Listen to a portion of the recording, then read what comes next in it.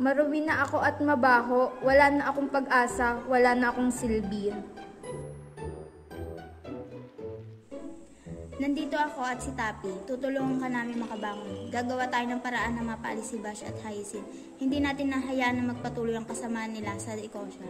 Kakausapin ko ang aking mga kamag-anak at ang ibang taga-Ecosya na huwag kang tuluyang layuan, bagkus magtulungan tayo para sa ikabubuti ng ating lugar. Ang bakas ng polusyon na dulot ni Bash, Basura at Hyacinth Lily ay masasalamin pa, ngunit muli na naman silang sumalakay. Tiniyak ng magkaibigang Pako, Gulay at Tapi Tilapia na tutulungang makabangon si Ilog Pasig. Nagkaroon ng pag-uusap ang nasasakupan ng kahariang Ecosya upang suportahan si Ilog Pasig laban kina Bash at Hyacinth.